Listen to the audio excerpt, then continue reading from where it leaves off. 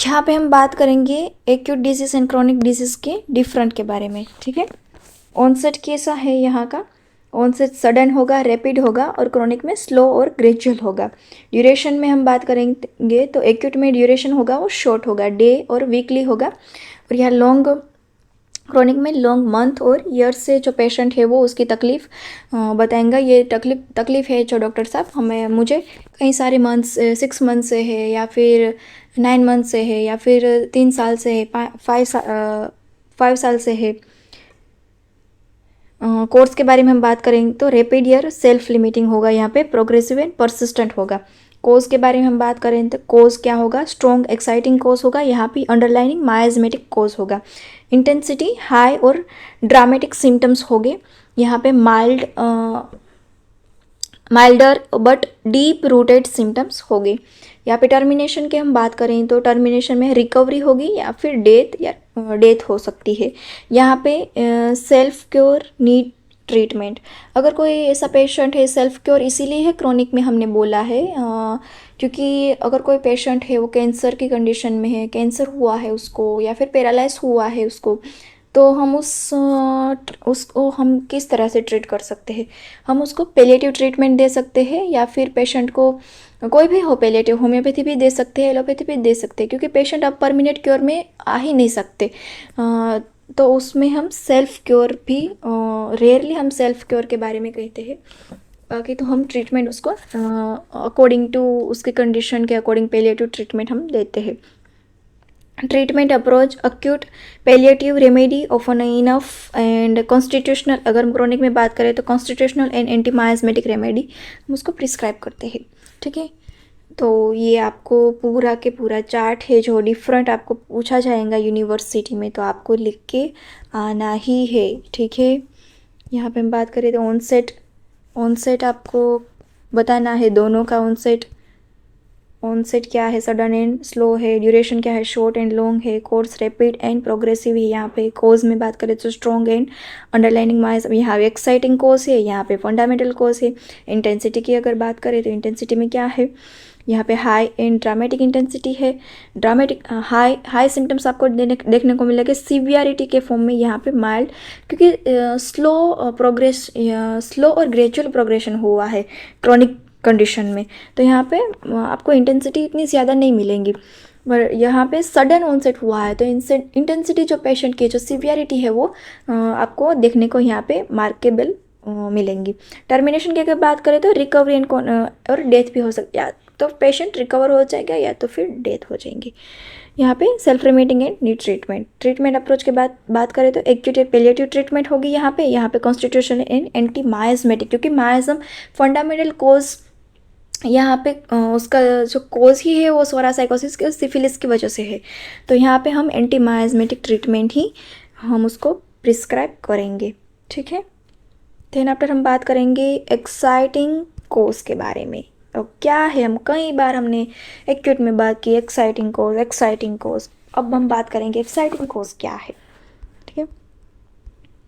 Exciting cause means immediate visible obvious cause which directly bring out the manifest final and active disease in a person who already carries a predisposition, usually miasmatic। immediately होगा, visible भी होगा, obvious cause होगे, directly bring out in manifest, directly हम final और active जो disease है directly हम उसको रिकॉल कर पाएंगे, क्योंकि कई सारे क्रॉनिक केसेस ऐसे होते हैं कि पेशेंट को हम कई सारे क्वेश्चन करते हैं पर पेशेंट क्या है वो उसकी बात को फॉरगेट कर दी होती है, तो वो इजी से रिकॉल नहीं कर सकते। पर एक्यूट क्या है, एक्यूट में सडन हुआ है तो डायरेक्टली वो हमें फाइनल जो उसके जो सिम्टम्स के जो भी कैरेक्टरिस्टिक है वो हमें बताएंगा, और उसके हिसाब से ही हम ट्रीट कर पाएंगे। तो डिजीज इज अ पर्सन वो ऑलरेडी कैरीज इन प्रीडिस्पोजिशन, कोई प्रीडिस्पोजिशन हुई है, कोई स्लाइटली अल्ट्रेशन हुआ है हमारी बॉडी में, उसको ही हम बोलते हैं एक्साइटिंग कोज। सिंपल वर्ड में अगर हम बात करें तो is the last straw and trigger factor actually switch on the disease, tendency susceptibility, tendency आपकी जो ससेप्टिबिलिटी है, टेंडेंसी क्या है, वो already present inside due to miasm, but the exciting cause would make disease appear now.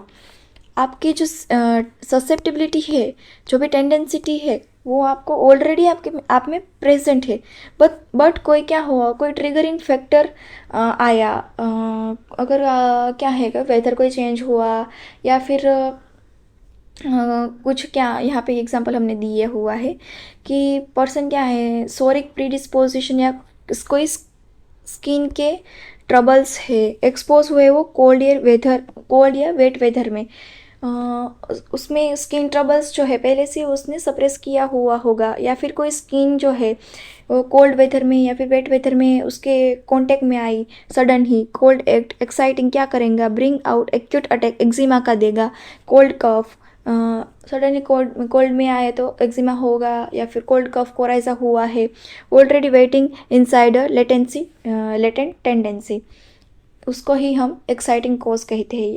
पहले कोई तकलीफ थी नहीं, बट हमारी बॉडी में क्या माइजम प्रेजेंट था उसका, अगर कोई किसी ने उस फेवरेबल कंडीशन में हमारी बॉडी चली गई, जो डिजीज़ के फेवरेबल कंडीशन है, एग्जाम्पल के तौर पे हम बात करें, यहाँ पे ही दिया हुआ है कि हमारी स्किन जो है कोल्ड वेदर में या फिर कोई वेट वेदर में चली गई, वेट वेदर के कांटेक्ट में आई, तो हमारे जो एक्जिमा है उसका वो फेवरेबल कंडीशन बन जाएगा और प्रोड्यूस होगा एक्जिमा स्किन पे। वो क्या है, सडन है, हमें सडन ही विजिबल होगा, और उसकी जो एक्शन है वो भी हम देख पाएंगे, और पेशेंट इजीली बताएंगे कि हमें पहले तो ऐसा कुछ नहीं हो, पहले जो स्किन में है ऐसा कोई देखने को नहीं मिला था सिम्टम्स एंड साइन, बट मैं यहाँ पे इस वेदर में गई या फिर यहाँ कोल्ड के कांटेक्ट में मैं आई, तो उसकी वजह से मुझे कल से ये साइन जो है वो यहाँ पे देखने को स्किन पे मिली है, तो उसको हम बोलते हैं एक्साइटिंग कोज। और कोल्ड कफ भी है, अगर कोई कोल्ड वेदर में गया, वेट वेदर में गया, तो उसको वो उसके पहले तो नॉर्मली ही था, और जब भी वेदर के कांटेक्ट में आया, वो इन्वायरमेंट में ये गया, ठंडे इन्वायरमेंट में है, मानसून में बारिश में अगर भीग गए, तो उसकी वजह से क्या हुआ, स्नीजिंग शुरू हो गई, और कोराइजा हो गया, रनिंग इन नोज होने लगा, तो क्या है, ये एक्साइटिंग है कि कुछ वेदर की वजह से सडनली उसको एक्साइट हुआ, उस ट्रिगर हुआ वेदर से, और उसको ये सिम्टम्स मिले, तो उसको ही हम एक्साइटिंग कोज कहते हैं। ठीक है, उसकी टाइप है, यहाँ पे टाइप के बारे में हम बात करेंगे, फिजिकल है, मैकेनिकल है, नर्वस है, और हाइजीन है। फिजिकल में हम बात करें तो physical heat, cold, damp weather, injury, over exertion, exposure to sun and rain.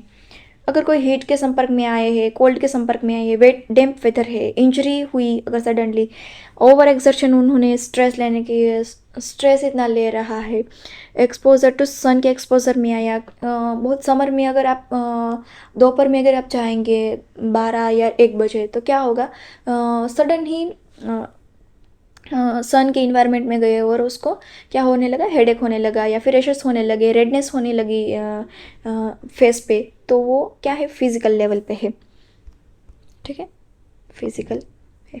अगर हम मैकेनिकल की बात करें तो मैकेनिकल में क्या है, कोई इंजरी हुई, कोई ट्रॉमा, सर्जिकल ऑपरेशन हुए, ब्लो, गिर गए, एक्सीडेंट हुआ, फॉल हो गई, अगर कई सारे बिल्डिंग है, 3 और 4th फ्लोर से ही कोई चाइल्ड है या फिर कोई भी है, वो क्या हो, फॉल हो गई है, तो उसकी वजह से जो इंजरी होती है, उसकी वजह से जो हमारे फ्रैक्चर या फिर सर्जिकल ट्रीटमेंट की आवश्यकता भी हमें हो सकती है उन सब के केसेस में, वो है mechanical exciting cause. Injury, trauma, surgical operations, accident, वो सब मैकेनिकल में आएंगे। फिजिकल में हमने बात की, वेदर आएंगे, ओवर एक्सर्शन, सन के एक्सपोजर्स में, अगर रेन सन के एक्सपोजर में आए तो फिजिकल हमारी बॉडी में साइन एंड सिम्टम्स देखने को मिलेंगे फिजिकल एक्साइटिंग कोज की वजह से। नर्वस में बात करें तो fright, grief, anger, anxiety, emotional imbalance, shock and mental strain, उसकी वजह से नर्वस और साइकोलॉजी की वजह से एक्साइटिंग फैक्टर की वजह से हमें साइन एंड सिम्टम्स और डिजीज़ प्रोड्यूस हो सकते हैं। अगर बहुत सारे डर गए, बहुत ज़्यादा ही दुख है, गुस्सा बहुत ज़्यादा आ रहा है, एंजाइटी में है, नर्वस है, इमोशनल इम्बैलेंस है, क्या मेंटल स्ट्रेन है उसको, तो उसकी वजह से। हाइजीन में अगर बात करें तो हाइजीन में क्या है, पोर डाइट ले रहे हैं, अनहाइजीनिक लिविंग है, बेड वाटर, ओवर क्राउडिंग, बहुत भीड़ भाड़ वाली जगह में रहते हैं लोग, या फिर कोई किसी वजह से रहना पड़ता है, तो उसकी वजह से जो भी डिजीज़ होते हैं, lack of sanitation, proper hygiene नहीं रखते, तो उसको भी हम एक्साइटिंग कोज में के टाइप के बारे में कह सकते हैं। एक्साइटिंग कोज की टाइप है क्या है, physical, mechanical, nervous and hygienic. Therapeutic uses के बारे में बात करें तो now knowing the exciting cause help in prescribing on causation, strongly keynote repertorization, and help the physician remove and avoid the cause on the first duty of homeopathic physician. First duty क्या है homeopathic physician की, कि जो भी exciting कोज है हम उसको ही पहले रिमूव करें। कि अगर वो क्या है कि क्राउडिंग, ओवर क्राउडिंग में वो रह रहा है, सैनिटेशन प्रॉपर से नहीं कर रहा है, प्रॉपर डाइट नहीं ले रहा है, तो क्या होगा, यही उसकी ट्रिगरिंग फैक्टर है, उसकी वजह से ही कोज हो रहा है। तो आप उन सबको दूर कीजिए, तो आपको है ये जो सिम्टम्स और ये जो डिजीज़ है वो होगा ही नहीं। तब जो होम्योपैथी फिजिशियन है, फर्स्ट हमें ऑब्जर्वेशन करना है कि आप ये सब के बारे में जो स्ट्रेस ले रहे हैं, जो भी ग्रीफ है, आप एंजाइटी है, जो मेंटल स्ट्रेन है, उन सबको ही आप दूर कीजिए। तो क्योंकि आपकी जो कंप्लेन है, जो भी आपको डिजीज़ हुआ है, जो भी जिस कंडीशन में आप सफ़र हो रहे हो, वो कंडीशन क्या है, वही ये फ्राइड, ये ग्रीफ है कि जो आप बार बार उसके बारे में सोचेंगे तो साइकोलॉजिकली नर्वस, आपकी बॉडी में नर्वस जो हमारे सिस्टम है उसको इफ़ेक्ट होगा, उसकी वजह से हमारी बॉडी में कई ऐसे सिस्टम है उस पर इम्पेक्ट पड़ेगा। तो पहले आप ये जो आपके जो फेज़ है जो एक्साइटिंग, उसको ही आप, जो कॉज है उसको ही आप पहले दूर कीजिए। अगर आपको सन में जाने से ये प्रॉब्लम होती है तो आप उस टाइम पे अगर आप अवॉइड कर सकते हैं तो आप मत जाइए। कोल्ड वेदर में आप, अगर आपको बहुत ही इमरजेंसी है तभी आप उस टाइम पे जाइए, वरना आप उसको अवॉइड कर सकते हैं। ठीक है, तो ये एक्साइटिंग कोज को आप अगर रिमूव कर पाएंगे, इजीली रिमूव कर सकेंगे, तो फिर आपको जो भी डिजीज़ है या फिर कोज है जो एक्साइटिंग, वो आपको नहीं मिलेगा। कॉजेशन ऑफ डिजीज़ 3 टाइप के हैं, exciting cause, maintaining cause and fundamental cause. ठीक है, स्टार्ट करेंगे एक्साइटिंग कोज के बारे में, तो हमने बात कर ही ली। Immediate trigger that bring out the visible disease right now. Example cold exposure, cough start हो गया। फंडामेंटल कोज के बारे में हम बात करें तो डीप रूट होगा, underlining miasm, responsible for real chronic tendency to disease. क्या है क्रॉनिक टेंडेंसी होगी डिजीज की, psora, tendency to recurrent cold, बार बार वही कंप्लेन होगी। क्योंकि बार बार क्यों होगी, क्योंकि हम सप्रेस कर रहे हैं, हम परमानेंट क्योर के बारे में सोचते ही नहीं है। अगर हमें स्किन में कोई इच हुआ तो हम क्या करेंगे, बार बार हम उसको ऑइंटमेंट या फिर क्रीम या फिर कोई भी जो ट्यूब्स है, कोई भी मेडिसिन है, आप उसको लेंगे या फिर अप्लाई करेंगे स्किन पे, तो क्या होगा, वो सप्रेस होएगी, हमें वो विजिबल नहीं होगी, पर इंटरनली हमारी बॉडी में वो क्या करेंगी, अफेक्ट करेंगी। इंटरनली हमारे सारे बॉडी में वाइटल फोर्स को अफेक्ट करेंगी, और वाइटल फोर्स है वो इच की वजह है वहाँ पे कोई और साइन एंड सिम्टम्स प्रोड्यूस करेंगे। जो भी पहले जो था इच, उसकी जो सीवियरिटी थी उसके कहीं ज़्यादा और इंटेंसिटी भी कहीं ज़्यादा होगी। तो पहले क्या करिए आप, रिकरेंट सोरा है वो रिकरेंट होगा क्योंकि आपने सप्रेस किया है। तो फंडामेंटल में यही होगा, आपको परमानेंट क्योर जब तक नहीं मिलेगा तब तक वो रिकरेंट आएगा, बार बार वो कंप्लेन आपको देखने को मिलेंगी। मेंटेनिंग कोज में क्या है, factor that keep the disease going और prevent cure even after correct medicine. यहाँ पे कोई ऐसा फैक्टर है जो डिजीज़ को क्या करता है, डिजीज़ बार बार करवाता है, जो हमारे क्योर है उसको प्रिवेंट करने की ट्राई करता है। क्योर प्रॉपर से नहीं मिल पाता, प्रिवेंट करता है हमारे क्योर को। आफ्टर करेक्ट मेडिसिन भी हमने प्रिस्क्राइब की है, फिर भी हमें क्योर नहीं मिल पाता। क्यों क्योर नहीं मिल पाता, damp house, wrong diet, stress continue, medicine दी हुई है, फिजिशियन ने बोला है कि आपको इस वेदर में नहीं जाना और क्राउडिंग में आपको नहीं रहना है, आपको स्ट्रेस है, ग्रीफ है, जो एंजाइटी है वो आपको नहीं लेना है, उस सब को आप रिमूव कीजिए। तो जो भी पेशेंट है वो क्या है, वो समझता ही नहीं है। तो उसकी वजह से जो करेक्ट मेडिसिन दी हुई है फिर भी हमारे क्योर है वो अच्छे से नहीं मिल पाएगा, प्रिवेंट होगा क्योर जो है वो इस कंडीशन में नहीं होगा, क्योंकि जब तक वो मेंटेनिंग कोज है उसको दूर नहीं करेगा, जब तक वो स्ट्रेस एंजाइटी से बाहर नहीं आएगा तब तक उनको क्योर है वो नहीं मिलेगा। तो फर्स्ट हम उसको बोलेंगे कि प्लीज़ आप जो है इस कंडीशन को जो भी आप मेंटेन कर रहे हो, अगर कोई पर्सन है जो टोबैको है या फिर स्मोकिंग है, बार बार मेडिसिन के साथ भी वो उसको इतनी ही स्मोकिंग करता है, उतने टोबैको कंज्यूम करता है, तो हमारी मेडिसिन है वो करेक्ट हो के भी वर्क नहीं करेंगी बॉडी में। जब तक वो स्मोकिंग या टोबैको बंद नहीं करेगा तब तक अस्थमा का पेशेंट है या फिर कोई भी कंप्लेन रेस्पिरेटरी का है या फिर कोई भी कंप्लेन है वो ठीक नहीं होंगी। तो उसको ही हम बोलते हैं मेंटेनिंग कोज। उसके बारे में आगे हम बात करेंगे। अगर आपको डिटेल में उसकी वीडियो चाहिए इसके बारे में डिटेल में आपको, तो आप हमें कमेंट में बता देना, ताकि हमें उसके बारे में मेंटेनिंग कोज के बारे में भी हम आपको बताइए। वरना ये काफ़ी है, इतना आप इसके बारे में लिख सकते हैं, मैंने आपको अच्छे से समझाया हुआ है। आप एग्जाम्पल भी लिख सकते हैं अस्थमा का या फिर रेस्पिरेटरी कोज के बारे में, या फिर कोई अल्कोहल या फिर वो अल्कोहल ले रहा है, उसके ड्रग्स ले रहा है, तो उसकी वजह से क्या होगा, लीवर में प्रॉब्लम्स होगी, लिवर सिरोसिस हो सकता है। तो जब तक वो अल्कोहल लेना बंद नहीं करेगा, अल्कोहल कंजप्शन है वो कंज्यूम कर रहा है वो उसको बंद नहीं करेगा, तब तक क्या होगा, जो सिरोसिस ऑफ लिवर जो डिजीज़ है, कंडीशन है, उसको ठीक नहीं होगी। तो यही है मेंटेनिंग कोज। आप यहाँ में कई सारे ऐसे डिजीज़ है उसके बारे में आप यहाँ पे लिख सकते हैं। मेंटेनिंग कोज ही है ये। जब तक पेशेंट खुद वो सारे क्योर को प्रिवेंट करने वाले जो भी फैक्टर है उसको अवॉइड नहीं करेगा, रिमूव नहीं करेगा, तब तक जो क्योर है उसको उस कंडीशन में नहीं मिलेगा। ठीक है, अब हम बात करेंगे मायाज़म के बारे में। हमने आगे ही मायाज़म के बारे में कई सारे वीडियो अपलोड किए हुए हैं। कार्डिनल प्रिंसिपल में हमने मायाज़म को डिटेल में पढ़ा हुआ है, तो यहाँ पे हम सिर्फ और सिर्फ शॉर्ट में पढ़ेंगे फंडामेंटल कोज मायाज़म के बारे में। सोरा है जो क्या है, मदर ऑफ ऑल मायाज़म है। साइकोसिस है वो ओवरग्रोथ के बारे में बात करेंगे। साइकोसिस मायाज़म है, ओवरग्रोथ का है। सिफिलिस है वो डिस्ट्रक्शन के बारे में, डिस्ट्रक्शन करवाता है कोई भी ऑर्गन है, कोई भी पार्ट है बॉडी का।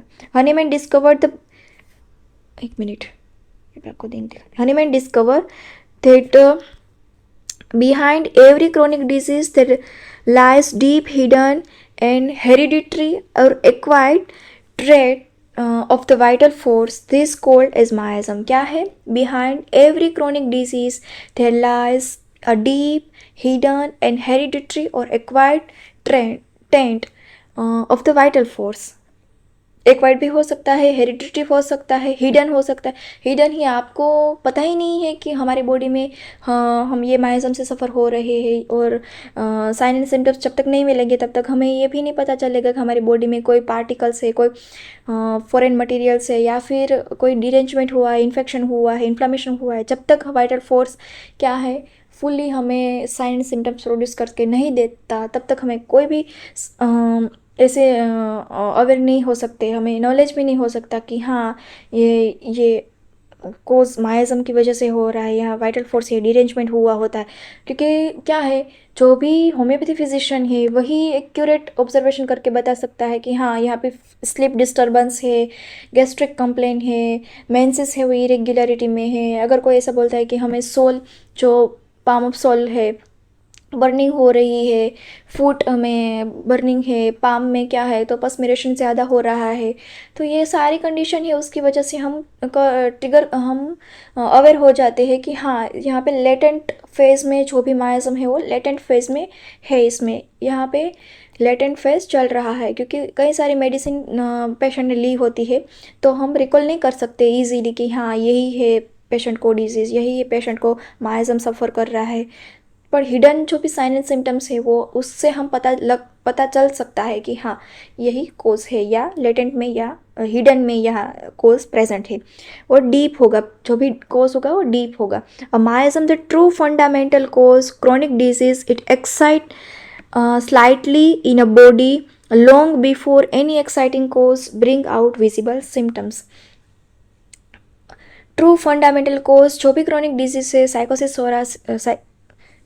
सोरा एंड सिफिलिस, क्या होगा, एक्साइट होगा, ट्रिगर, ऐसा कोई भी ट्रिगरिंग फैक्टर होगा, उसकी वजह से क्या होगा, हमारे मायाजम हमें विजिबल साइन एंड सिम्टम्स में हमें मायाजम जो है उसके साइन एंड सिम्टम्स हमें विजिबल हो गए। क्या यहाँ ओवर ग्रोथ है, यहाँ पे वार्ड्स है, कोंडाइलोमेटा है, तो हमें इजीली पता चल सकता है कि यहाँ पे साइकोसिस मायाजम है वो प्रोमिनेंट है।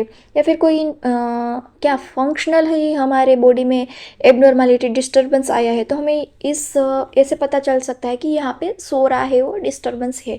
कोई ऑर्गन है डिस्ट्रक्शन हो गया है, गैंग्रीन की कंडीशन है, तो हमें पता चल सकता है कि हाँ यहाँ पे सिफिलिस मायाजम है वो ट्रिगरिंग फैक्टर है। एक्साइटिंग कोज की वजह से ही हमें पता चलेगा। ठीक है, तो एक्साइटिंग कोज हमने आगे बात कर ली है, क्या है एक्साइटिंग कोज उसके बारे में। सोरा के बारे में बात करें तो सोरा क्या है, मदर ऑफ ऑल मायाजम है, oldest most universal miasm, mother of all chronic disease arising from suppress itch and skin eruption। Characteristic की बात करें हम, फंक्शनल डिस्टर्बेंस,